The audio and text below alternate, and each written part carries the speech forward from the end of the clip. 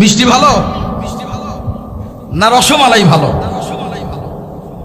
ঠিক আল্লাহ ডাক দিয়ে বলেন, বান্দা বান্দিরা, প্যান্ডেলের বাহিরে যারা আছে তারা হলো মিষ্টি, আর প্যান্ডেলের ভিতরে যারা বসেছে গো তারা মিষ্টি না, তারা হলো রসমালাই।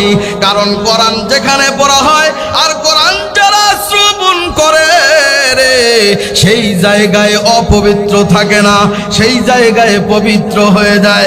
আল্লাহ ডাক দেয়া কয়, রে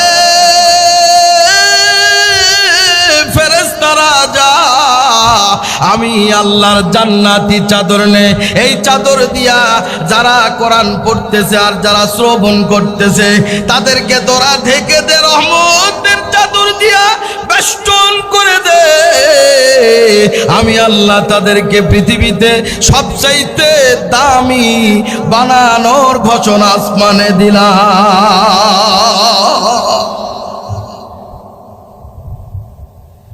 যারা এই বেষ্টনের ভিতরে বসেছেন তারা আল্লাহর কাছে রসমালাই। আল্লাহু আকবার।